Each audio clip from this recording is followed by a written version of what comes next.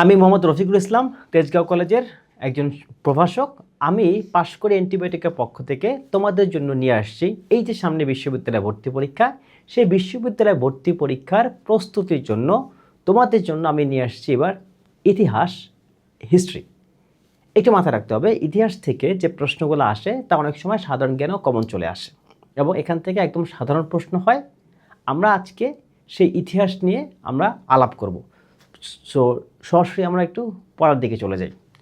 আমরা এই যে ইতিহাস নিয়ে যে আলাপটা করব, সেই ইতিহাসের আলাপে আসলে কি কি থাকছে। আমরা বেসিক্যালি ইতিহাস যে প্রথম পত্রটি আছে সেটাকে আমরা কয়েকটা ভাগে ভাগ করেছি।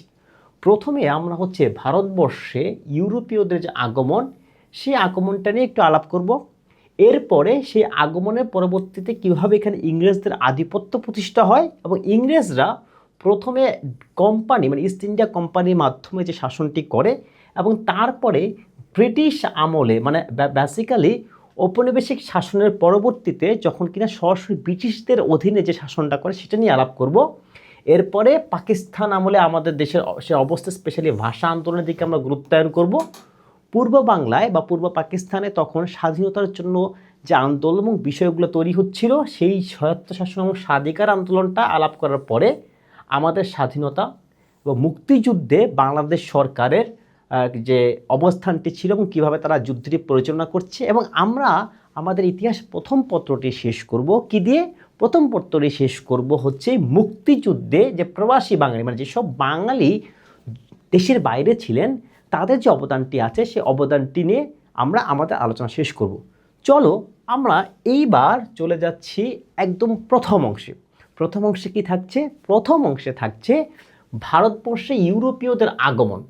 একটা বিষয় মাথায় রাখতে হবে যে ইউরোপিয়ানদের আগমনের আগেও কিন্তু আমাদের এই অঞ্চলে জনবসতি ছিল, আমাদের পূর্বপুরুষরা ছিল এবং আমরা ছিলাম। এখন ইউরোপরা প্রথমে আমাদের দেশে কীভাবে আসে? প্রথমে একজন পর্তুগিজ নাবিক, এটা একটা এমসিকিউ মাথায় রাখতে হবে, যার নাম ছিল ভাস্কো দা গামা। সে 1498 সালে সে হচ্ছে জলপথে করে কালিকট বন্দরে এসে পৌঁছান। তার উদ্দেশ্য ছিল যে একটা নতুন নৌপথ আবিষ্কার করা, যার মাধ্যমে মশলা এবং রেশম এই দেশ থেকে আমদানি করে ইউরোপে একটা ভালো দামে বিক্রি করা যায়। তাহলে প্রথমে আসলো কারা? প্রথমে আসলো পর্তুগিজরা এবং প্রথম যে ভদ্রলোক আসলেন, নাবিক আসলেন, তার নাম হচ্ছে ভাস্কো দা গামা। আমি এখান থেকে দুইটা এমসিকিউ দেখলাম। তারা পৌঁছে হচ্ছে কালিকট বন্দরে, আমরা একটা 3 নম্বর এমসিকিউ দেখলাম এবং তাদের উদ্দেশ্য ছিল মশলা এবং রেশমের বাণিজ্য। কারণ ইউরোপ তখন জানতো ভারতীয় উপমহাদেশে বেশ ভালো রেশম এবং হচ্ছে মশলা প্রস্তুত হয়, তারা যদি সরাসরি নৌপথ থেকে নিয়ে যেতে পারে তাহলে তারা একটা লাভবান হবে। এখন পর্তুগিজরা আসার পরে কিন্তু এই আশাটা থেমে থাকেনি। এরপর যেটি হয়েছে, পর্তুগিজদের দেখা দেখি ডাচরা বা যাদেরকে আমরা ওলান্দাজ বলি তারা আসছে, তারপরে ইংরেজরা আসছে, তারপর এই যে ফ্রান্সের যে অধিবাসী যাদেরকে বলি ফরাসি তারা আসছে এবং শেষে হচ্ছে দিনেমাররা আসছে এবং তারা বিভিন্ন জায়গায় বাণিজ্য কুঠি স্থাপন করে এবং বেশ কয়েকটা বিখ্যাত বাণিজ্য কুঠি ছিল সুরাট, চন্দননগর এবং গোয়া। এবং এই জায়গাতে তাদের যে কৌশলটা ছিল, কৌশলটা হচ্ছে তারা এই দেশের শাসকদেরকে বোঝানোর চেষ্টা করে যে তাদের বাণিজ্যের নিরাপত্তার জন্য তাদের দুর্গ নির্মাণ করতে প্রয়োজন। বিখ্যাত একটা দুর্গ হচ্ছে ফোর্ট উইলিয়াম এবং এর পরবর্তীতে তারা এটাও কনভিন্স করে ফেলে যে এইখানে এই দুর্গের নিরাপত্তার জন্য শুধু দুর্গ হলে হবে না, তাদের নিজস্ব একটা সেনাবাহিনী দরকার এবং বেসিক্যালি সেনাবাহিনী দরকার এবং দুর্গটাও স্থাপন করা সহজ ছিল। কারণ তারা যখন এখানে আধিপত্য বিস্তারের চেষ্টাটি করে তখন তৎকালীন আঞ্চলিক শাসকবর্গ এবং স্পেশালি যে মোগল সম্রাট ছিলেন, সেই মোগল সম্রাট হচ্ছে আওরঙ্গজেব পরবর্তী যে মোগল সম্রাটরা ছিলেন তারা অত্যন্ত দুর্বল ছিলেন। তাহলে এইখান থেকে আমরা দুইটা এমসিকিউ পেলাম যে কার পরে কে আসছে এবং আরেকটা পেলাম সেটা হচ্ছে বিখ্যাত 3টা হচ্ছে বাণিজ্য কুঠির নাম। এবং আমরা দেখতে পাইলাম যে কেন তারা দুর্গ নির্মাণ এবং নিরাপত্তার জন্য সেনাবাহিনী কথাটা তারা হচ্ছে তুলতে পারলো এবং এটাকে তারা একটা এস্টাবলিশমেন্ট দিতে পারলো। এখন এই ইউরোপীয়দের এই পর্যন্ত আগমন আমাদের জন্য জাতীয়তার প্রশ্নে বা আমাদের ভূখণ্ডের প্রশ্নে বা আমাদের স্বাধীনতার প্রশ্নে এটি একটি সাধারণ বাণিজ্য ছিল। কিন্তু ঝামেলাটা বাধে যখন ইস্ট ইন্ডিয়া কোম্পানি আসে। ইস্ট ইন্ডিয়া কোম্পানি কিন্তু 1600 সাল থেকে শুরু করে, ওরা প্রথমে আসে 1600 সালে, দিকে আসার চেষ্টা করে। এরপরে যে 1757 সাল পর্যন্ত তারা অন্যদের মতো একটা সাধারণ বাণিজ্য করার জন্য বা ইন্টেনশনে শুধুমাত্র দুর্গ সেনাবাহিনী নিয়েছিল।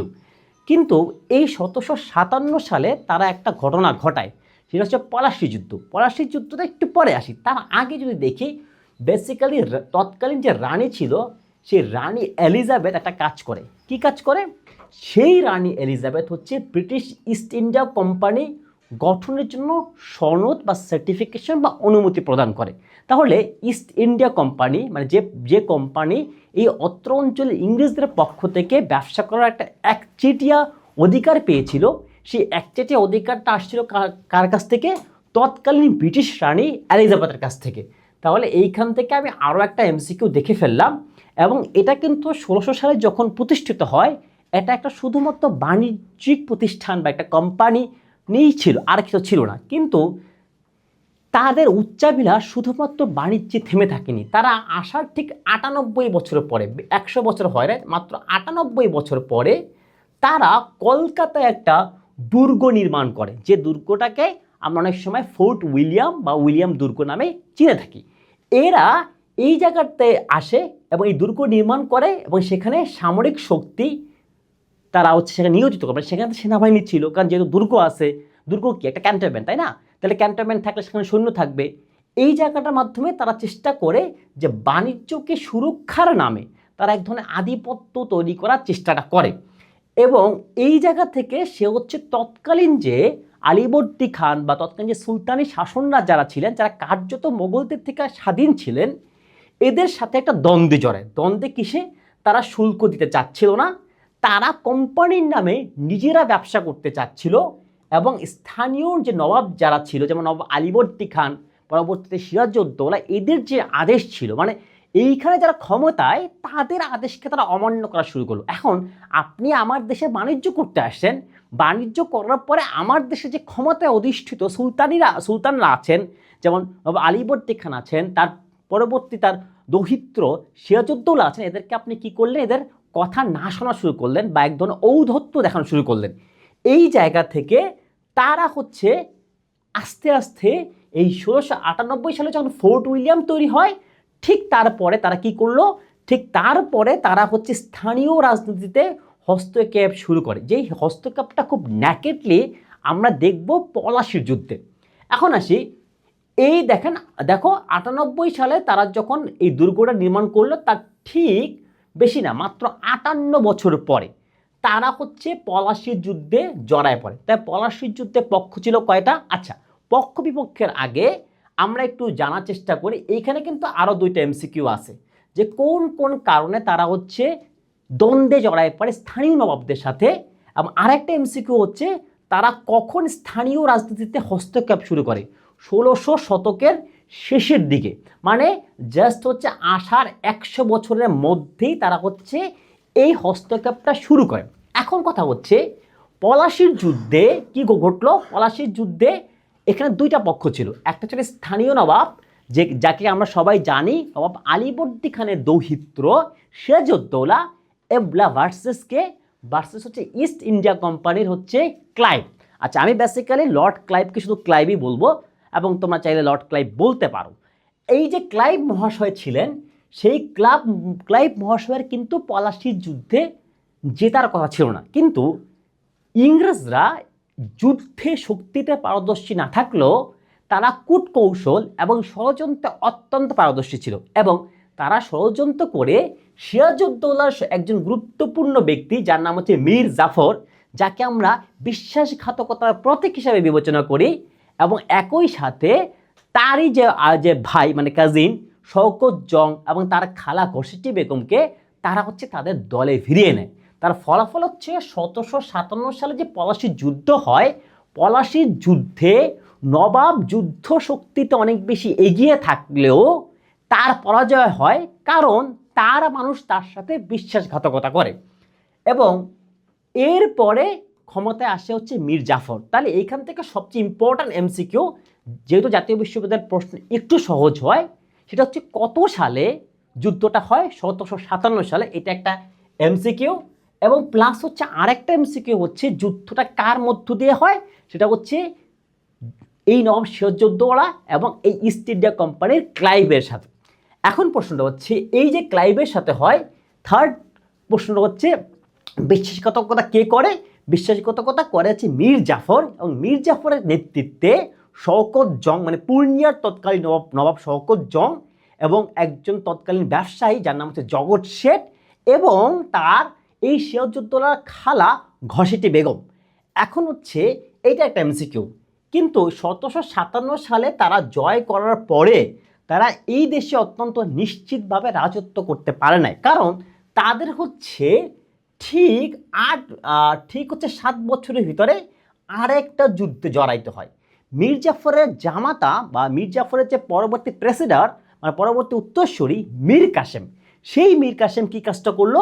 মীর কাসেম হচ্ছে অন্য স্থানীয় বাহিনীদের সাথে সমন্বয় করার পরে যুদ্ধে জয় পড়ল। এখানে মাথায় রাখতে হবে মীর কাসেম এই যুদ্ধে জেতার জন্য তার যে রাজধানী পাটনা থেকে সরায়া নিয়ে আসে মুঙ্গেরে, এবং এইখানে সম্মিলিত বাহিনীও হচ্ছে ইংরেজদের কাছে পরাজিত হয়। এবং এই যুদ্ধে মানে বক্সারের যুদ্ধ কার মাধ্যমে হয়? মীর কাসেম এবং সম্মিলিত বাহিনী ভার্সেস হচ্ছে কোম্পানি। কিন্তু এইটা একটা এমসিকিউ। হ্যাঁ, এর সাথে হচ্ছে ওই বাহিনীর নেতৃত্বে থাকে কে? ওই বাহিনীর নেতৃত্বে থাকে একজন মেজর মনরো। এই যুদ্ধের ফলে কি ঘটে দেখো, এই 64 সালের যুদ্ধের ঠিক 1 বছরের পরেই কোম্পানি একটা জিনিস অ্যাচিভ করে। কি অ্যাচিভ করে? সে হচ্ছে তৎকালীন বাংলা কিন্তু এই যে সিরাজউদ্দৌলা বা মীর কাসিমের বাংলা কিন্তু শুধু বাংলা ছিল না, মানে বর্তমান বাংলা ছিল না, সেখানে বাংলাও ছিল, বিহারও ছিল, উড়িষ্যাও ছিল। এই আমরা বিভিন্ন নাটকে পড়ি না, বাংলা বিহার উড়িষ্যার নবাব, ওই বাংলা বিহার উড়িষ্যার একটা জিনিস সে নিয়ে নেয়। কি নেয়? কারণ সে বুঝতে পারছিল যে সরাসরি বাংলাকে শাসন করার মতো বাস্তবতা বা ক্যাপাসিটি তখন পর্যন্ত কোম্পানির হয় নাই। তখন এই জন্য সে কোম্পানি হচ্ছে আগের রাজাকে মানে মীর কাসেমকে না রাখলে মীর জাফরের পুত্রকে রেখে দেয়, কিন্তু তার কাছ থেকে নিয়ে নেয় হচ্ছে দিওয়ানি। এখন কথা হচ্ছে দিওয়ানি ব্যাপারটা কি? দিওয়ানি ব্যাপারটা হচ্ছে যে রাজস্ব আদায় করবে কে? মানে ওই তৎকালীন সময় মোগল কালচারে দুইটা ভাগ ছিল, একটা ছিল রাজস্ব আদায় মানে টাকা পয়সা কালেক্ট করা, কর ট্যাক্স ইত্যাদি কালেক্ট করা, আর একটা ছিল সুরক্ষা মানে স্থানীয় মানুষদের শৃঙ্খলা রক্ষা করা। এই যে টাকা পয়সা যেহেতু কোম্পানি বাণিজ্য প্রতিষ্ঠান, তারা বাণিজ্যটা ভালো বুঝে, তারা এই টাকা পয়সার দায়িত্বটা তারা নিয়ে নেয়, এবং এইটাকে আমরা বলছি দিওয়ানি লাভ, মানে তারা হচ্ছে এই দিওয়ানিটা লাভ করে। এবং এই দিওয়ানি লাভ করে, কিন্তু এখানে শৃঙ্খলার কাজটা করলো কে? তৎকালীন নবাব। তার মানে এইখানে এক ধরনের শাসন প্রতিষ্ঠা হলো, যে শাসনকে বলা হয় দ্বৈত শাসন, মানে দুইটা শাসন একসাথে। টাকা কালেক্ট করবে, দেওয়ানি লাভ করছে মানে টাকা কালেক্ট করবে হচ্ছে কোম্পানি, কিন্তু শৃঙ্খলার কাজটা করবে হচ্ছে নবাব।